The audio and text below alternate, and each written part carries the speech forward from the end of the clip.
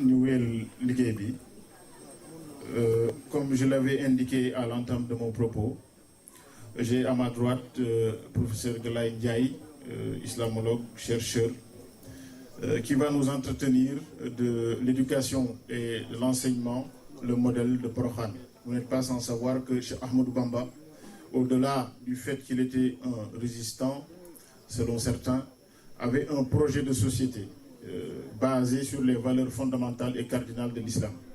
Et ces valeurs sont transmises par l'éducation et l'enseignement. Et c'est sur cette base que Serigne Galaye va axer son intervention. Nous regrettons que cela soit très court car nous sommes un peu pris par le temps. Mais je ne doute pas qu'avec son intelligence et sa perspicacité, il arrivera à nous donner la quintessence du message qu'il nous a préparé. Kon Serigne Galaye, bismillah.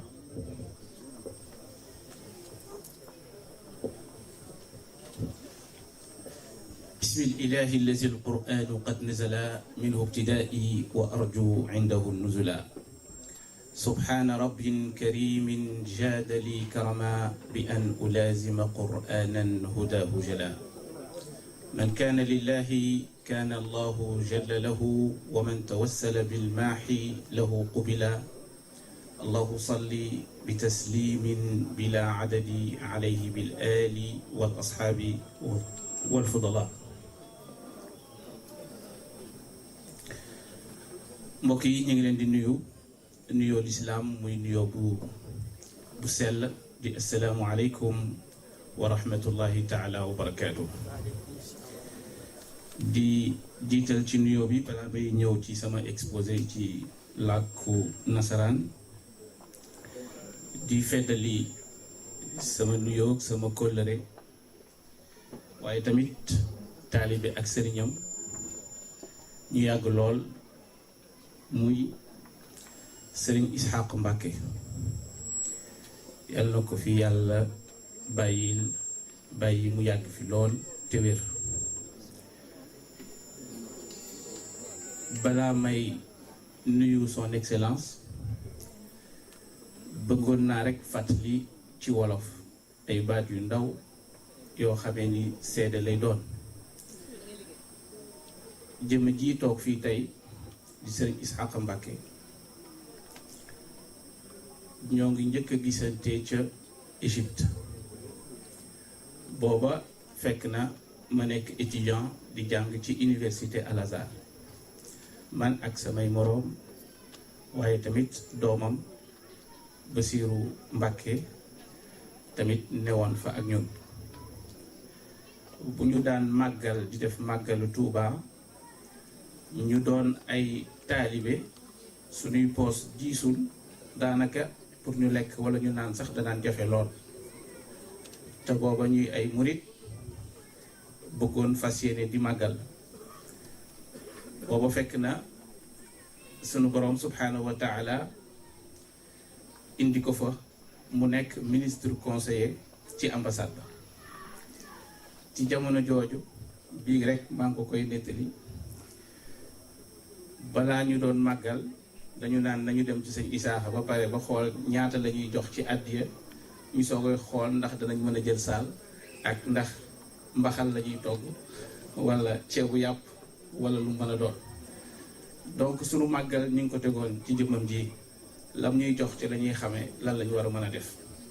kon yàgg naa taxawee ay ndongo daara tey nag sunu borom yëkkati ko teg ko ci mu jiite fondation bi di ko saytu ñu am ci yaakaar lool ba ñu mel ne man sawar ci lool ba bu ñu leen wooyee fu ñu mën a nekk ci àdduna bi ñu ñëw war cee jàpp.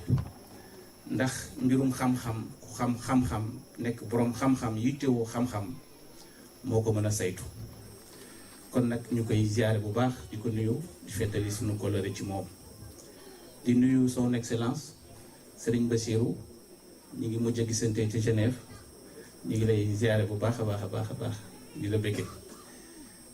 di nuyu kilifa yi fi teew yépp di nuyu sëñ Cheikh Fatma Mbacke mi toog suñu wet di nuyu Serigne Boussa imam ci waxtaanam bu am solo bii mu fi def.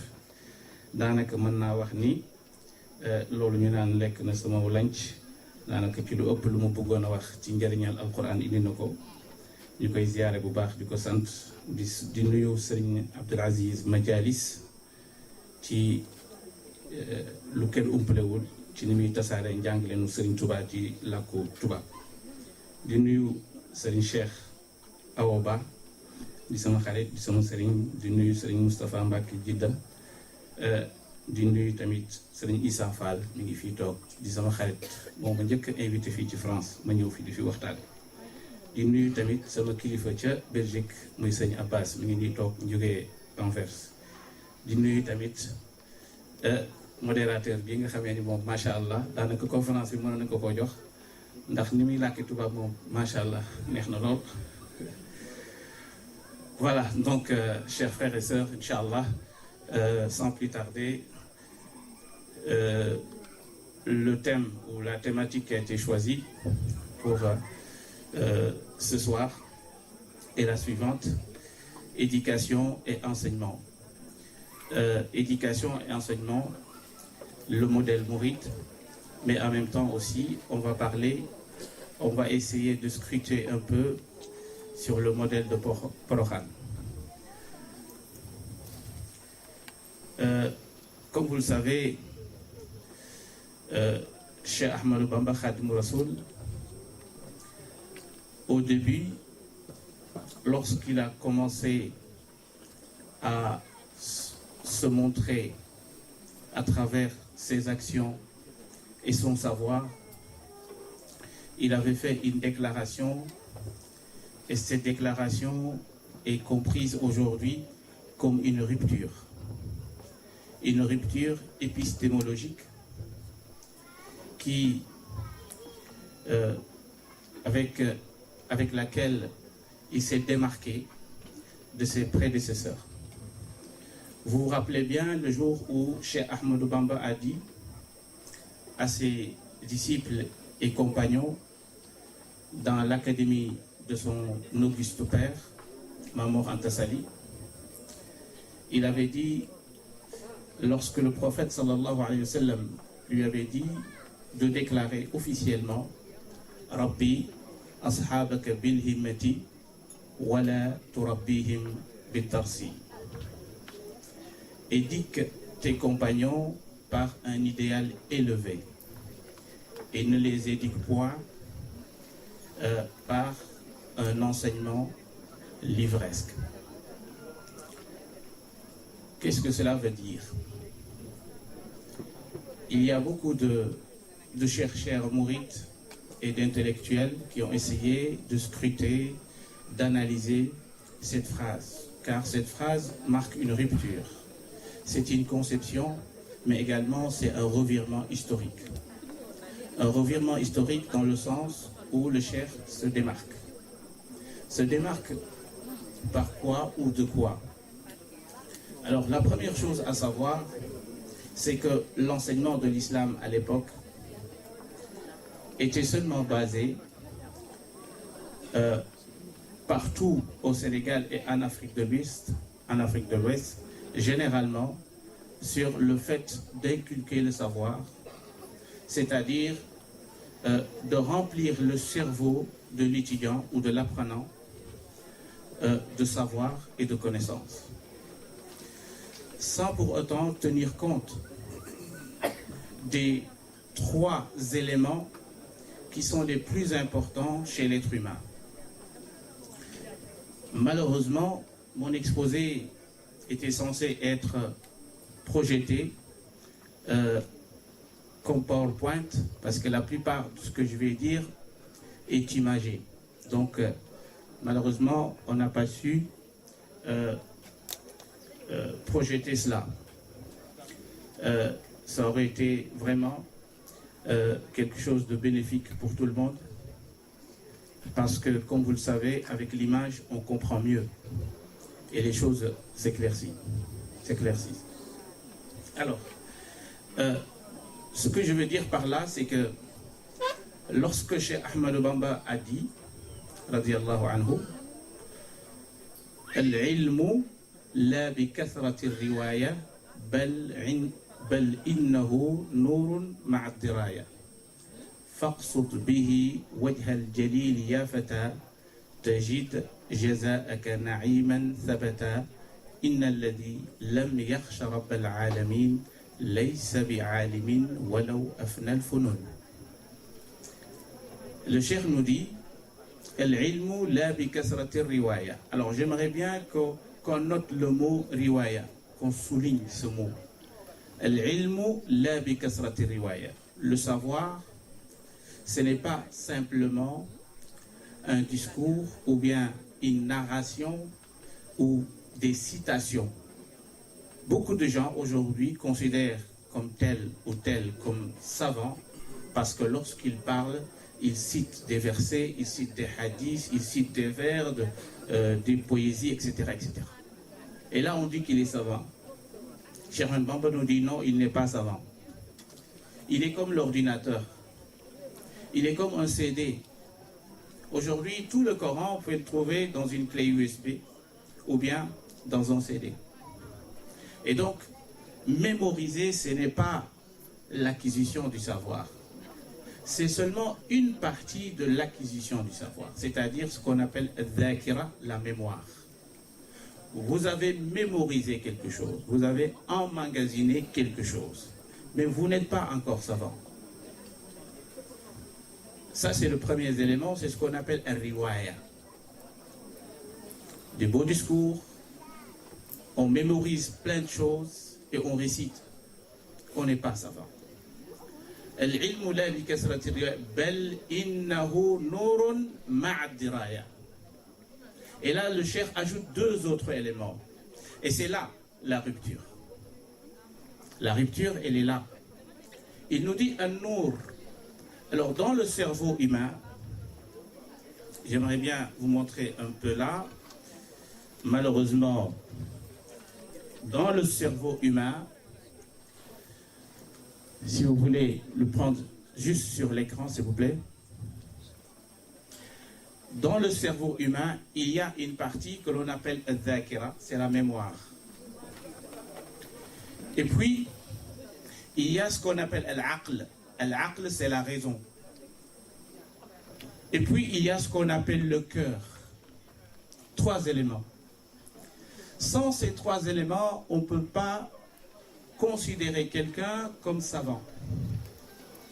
Alors, l'esprit ou bien la raison, c'est ce qui vous permet d'innover dans le savoir. D'innover, c'est-à-dire de rajouter quelque chose, d'innover. Par exemple, lorsque Serigne Touba nous dit il se peut qu'un savant vient plus tard et il innove plus que ses prédécesseurs. Il innove plus que ses prédécesseurs parce qu'il a maîtrisé son savoir. Et lorsqu'on ne maîtrise pas son savoir, qu'est-ce qui va se passer? C'est-à-dire, on va seulement mémoriser et réciter ce qu'on a étudié. Alors, deuxième élément, après la mémoire, al-dhakira, il y a l'aql, c'est la raison.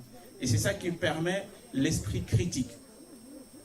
On critique le savoir. Aujourd'hui, comme vous le savez, on va en parler dans le dernier chapitre de notre exposé, comment aujourd'hui des courants de pensée comme le salafisme et autres et le wahhabisme, qui, avec des esprits qui n'ont pas cette faculté de mettre à l'épreuve leur savoir et de critiquer leur savoir et de maîtriser leur savoir, et là facilement ils tombent comme des proies donc à ces mouvements qui sont connus aujourd'hui. Donc après la mémoire et la raison, il reste un dernier élément, c'est le cœur. Le cœur qui représente un nour, la lumière. Pourquoi la lumière? Parce que cette nour, cette lumière, c'est la partie éthique dans le savoir et dans la connaissance. Et donc vous voyez bien que donc Cheikh Ahmadou Bamba ne considère pas seulement le fait de mémoriser et de réciter, ou bien de mémoriser et puis de devenir enseignant et d'enseigner encore ce qu'on a appris, mais il considère un savant, ou bien il te considère comme savant lorsque tu auras réuni ces trois éléments, c'est-à-dire l'esprit critique et l'innovation, la mémorisation et la crainte de Dieu, c'est-à-dire avoir un bon comportement, avoir l'éthique et la morale. Et donc ce sont les trois éléments qui composent donc l'éducation mouride. L'éducation telle que compris par Cheikh Ahmadou Bamba. Et ça, c'est un élément très important. Mais le Cheikh ne s'arrête pas là. Il nous dit, pour étudier, il faut avoir 4 objectifs. Parce qu'aujourd'hui, si vous demandez, vous posez la question à vos enfants, pourquoi on vous ramène à l'école, et même si vous posez la question aux parents, pourquoi vous prenez vos enfants et vous les déposez chaque matin à l'école, quel est l'objectif? Alors, ça c'est très important. Et c'est pour cela que Cheikh Ahmed Bamba nous dit فَلْتَقْصِدُوا أَرْبَعَةً عِنْدَ ابْتِدَاءٍ تَعَلُّمٍ لِكَيْ تَفُوزُوا بِالْهُدَى. Il faut avoir 4 objectifs. Donc le premier objectif c'est al-khuruj min ad-dalal, c'est sortir de l'ignorance. Alors pourquoi je prends mon enfant et je le dépose quelque part? Je veux qu'il ne devienne pas ignorant, je veux qu'il soit savant, qu'il ne reste pas ignorant. Ça c'est la première chose. Deuxième élément, naf'u khalqi zil jalal. J'aimerais qu'il soit quelqu'un qui sera utile pour sa société, dans la société dans laquelle il vit. Il doit être utile. Amgari. 3. Al-ihya'u lil-ulum. C'est la revivification des sciences. Parce que si la science reste sans être innovée et sans être enseignée, sans être développée, on reste dans l'inertie totale.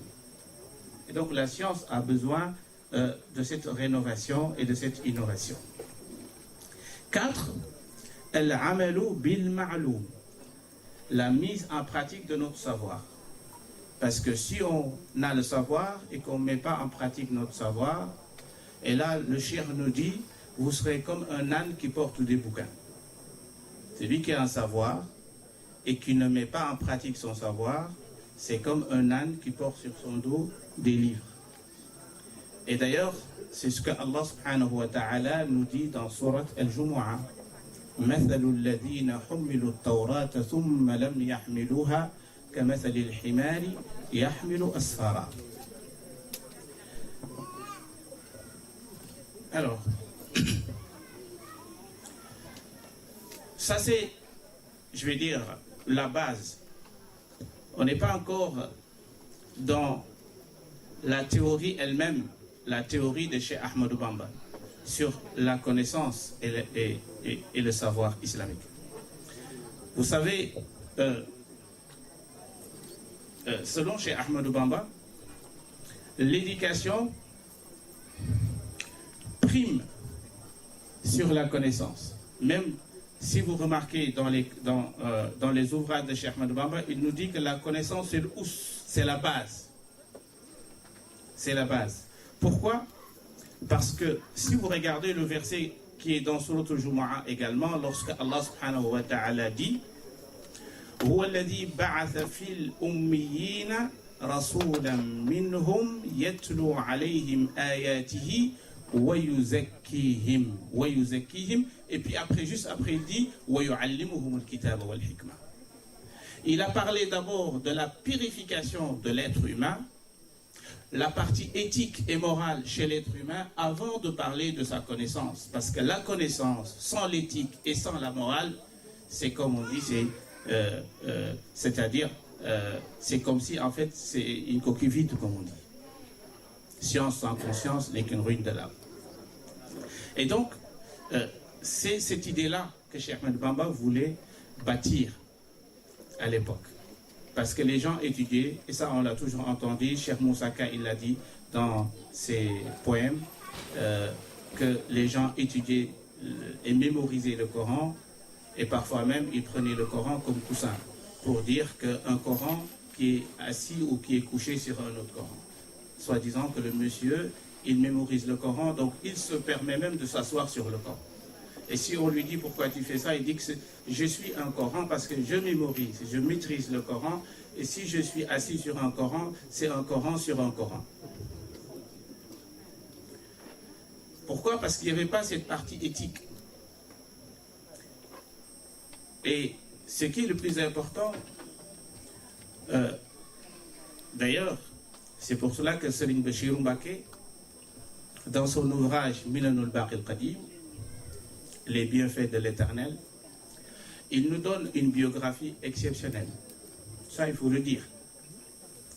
Dans toute l'histoire, je dis bien dans toute l'histoire de la pensée islamique, on n'a jamais vu un savant qui a étudié et qui a fait un bouquin sur la biographie qui a été conçu tel que Serigne Bassirou Mbacké l'a fait. Au lieu, parce que, comme on le sait nous tous, pour écrire une biographie, il faut commencer par exemple, vous allez dire Serigne Ishaq Mbacké, né le nanani, dans le village de tel, ses maîtres, ses disciples, après qui sont son savoir, sa connaissance, les livres, les ouvrages qu'il a écrits, etc., etc. Serigne Bassirou vient nous surprendre. Il dit non, moi je vais faire une biographie, mais ce sera une biographie spirituelle, car j'écris une biographie sur un homme hautement spirituel. Cette biographie classique, elle est faite par Serigne Madlamine Diom Dagana dans son livre Irwa un-Nadim, mais lui il nous fait une biographie exceptionnelle. Et il est allé trouver un ouvrage parmi les ouvrages les plus importants dans la spiritualité musulmane. C'est l'ouvrage de Abu Talib al-Makki qui s'intitule Qutul Qulub, la nourriture des cœurs. Un ouvrage qui retrace les 9 stations spirituelles sans lesquelles vous ne pouvez pas, en aucun cas, en aucune manière, accéder à Dieu. Et donc, il a essayé d'étudier Serigne Touba à travers ce prisme, c'est-à-dire à travers ces 9 stations spirituelles. Pour enfin nous dire qui est Serigne Touba. Mais il commence son ouvrage pour nous dire que ce qu'il va nous présenter comme biographie spirituelle n'est rien d'autre qu'une goutte d'eau prélevée de l'océan. Parce que lui-même, Serigne Touba, il le dit, Man arada an ya'rifani bi tarkibi al-aqisati wa istiqra' al-tarikh fa huwa ajhalu an-nasi bi. C'est lui qui cherche à me connaître en me comparant avec les savants qui m'ont précédé, ou bien de faire une déduction historique ou une induction historique pour savoir qui est Cheikh Ahmadou Bamba. Serigne Touba vous dit, vous vous trompez. Vous n'allez jamais connaître mes qualités spirituelles. Serigne Bassirou, dans son ouvrage également,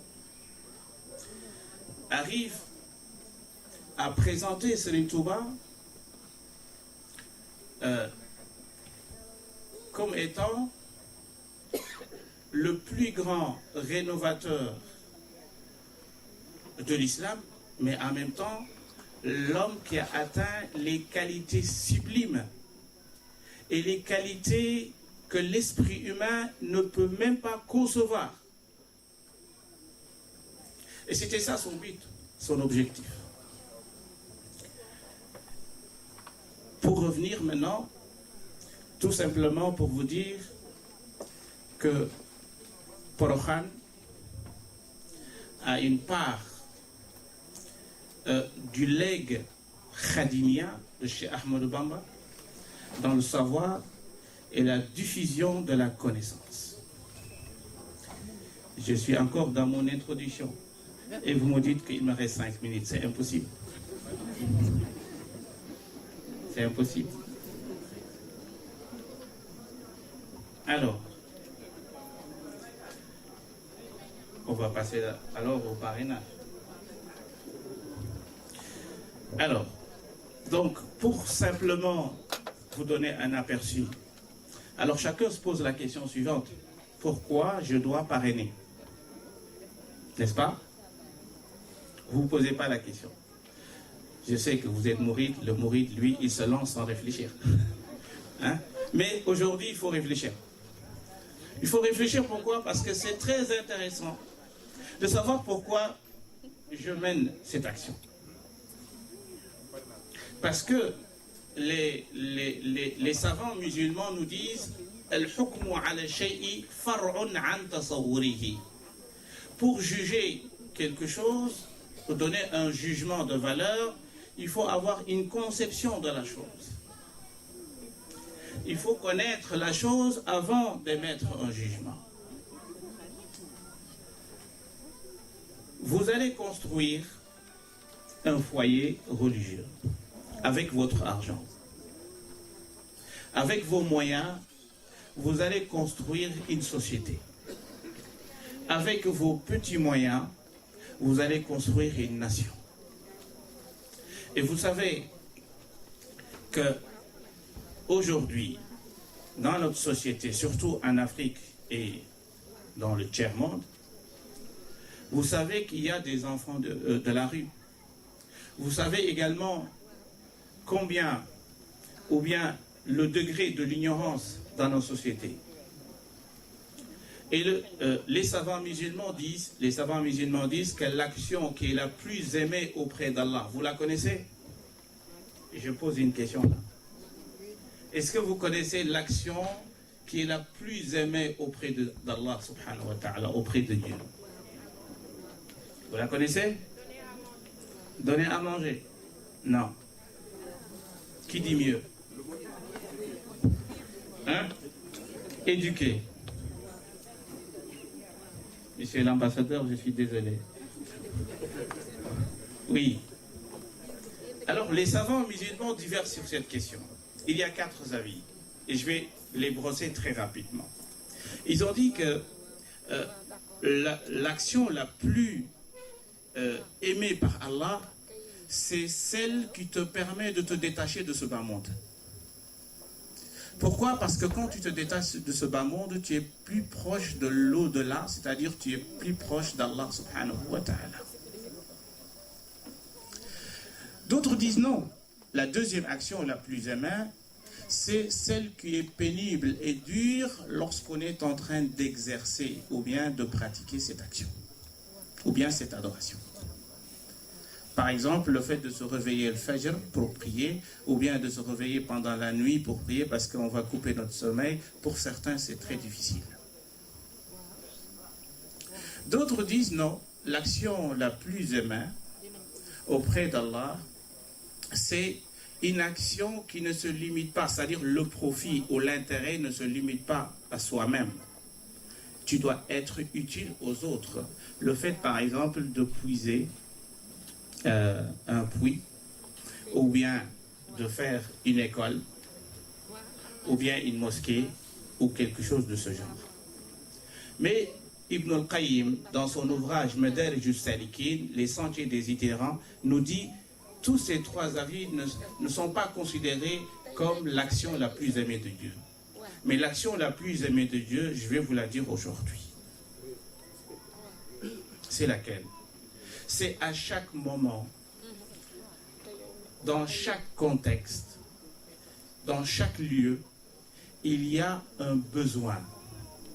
C'est-à-dire, aujourd'hui, au Sénégal, au Porokhan, il y a un besoin vital d'éduquer les enfants. Oui ou non? Ibn al-Qayyim nous dit, c'est la meilleure action aimée ou plus aimée par Allah subhanahu wa ta'ala. Là où il y a le besoin vital dans une société. Par exemple, je vous donne un exemple. Si vous avez un ami qui vient de loin, qui vient vous rendre visite à la maison. Et là, qu'est-ce que vous êtes en train de faire? Vous l'avez entré dans le salon et vous êtes en train de prier. À ce moment-là, quelle est l'action la plus importante? Est-ce que de prendre son chapelet et de dire Subhanallah, ou bien de s'asseoir avec celui qui est venu vous rendre visite? Je vous écoute. S'asseoir avec lui. Et donc, même si le dhikr est considéré comme une action grandiose auprès de Dieu, mais ce moment bien précis, c'est d'être avec lui. C'est cela la meilleure action.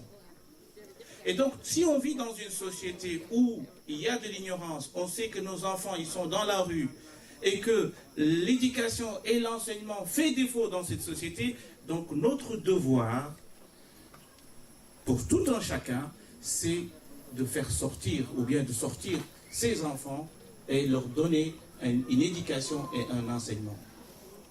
Et d'ailleurs, donc, si aujourd'hui chacun de nous s'investit, c'est pas grand-chose qu'on vous demande.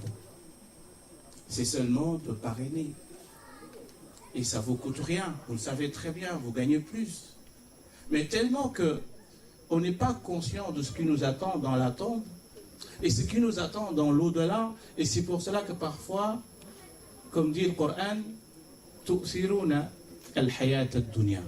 C'est-à-dire, on préfère les vanités de ce bas monde et les biens de ce bas monde, et on oublie l'au-delà. Chacun de nous a un compte banque, n'est-ce pas? Et puis, on aimerait bien que ça soit rempli, n'est-ce pas? Mais qu'est-ce qu'on a fait pour notre compte qui est dans la tombe? C'est un investissement, mais c'est un investissement pour Allah. Et lorsque cette fille qui s'appelle Mamdiara, qui va étudier et qui va mémoriser le Coran, et vous savez, le Cheikh Al-Khadim nous dit وَحَيْثُمَا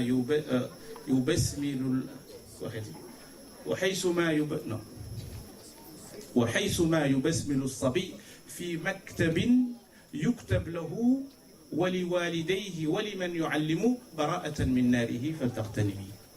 Lorsque l'enfant arrive à l'école pour étudier, écoutez bien parce que c'est très important. Lorsque l'enfant arrive, le premier jour, son enseignant, le maître lui dit Bismillah, Bismillah, il commence. Ses parents et le professeur qui l'enseigne, tous sont épargnés de l'enfer. C'est-à-dire qu'ils ne vont pas aller en enfer. Le fait qu'il dit seulement Bismillah,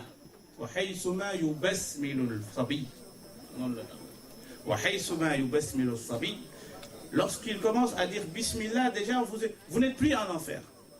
C'est terminé. Votre chemin, c'est le paradis. Alors imaginons que vous avez mis de l'argent pour cet enfant et que tout au long de son parcours, vous avez essayé d'aider donc cet enfant pour qu'il puisse étudier, pour qu'il puisse être quelqu'un d'utile dans la société. Et comme vous le savez, le prophète sallallahu alayhi wa sallam, il a dit Inna al-alima la yastaghfiru lahu man fi samawati wa man fi al-ard wa hatta al-hitana fi al-ma'. Le savant, lorsqu'il devient savant et lorsqu'il mémorise le Coran, même toutes les créatures qui sont dans les cieux et sur la terre, et même les poissons dans l'eau demandent pardon pour ce savant. Quelle récompense! Quelle récompense! Même les poissons dans l'eau vont demander pardon pour cette fille que vous avez parrainée. C'est-à-dire, grâce, après Allah, grâce à votre aide, à votre soutien, une personne est épargnée de l'enfer, mais une société est épargnée de l'enfer. Et puis vous allez également vous retrouver, Inch'Allah, au paradis. Donc soyons utiles pour nous-mêmes, pour la société, mais également être un maillon fort dans la société. Barakallahu fikum, wassalamu alaikum wa rahmatullahi ta'ala wa barakatuh. Nos vifs remerciements au professeur Galaye Ndiaye, auprès duquel nous nous excusons pour les contraintes de temps liées au retard dans le démarrage de nos travaux. Nous ne doutons pas, j'espère que ce diaporama aura la chance d'être projeté un jour, parce qu'il est plein d'enseignements. Barakallahu fikum, professeur, merci.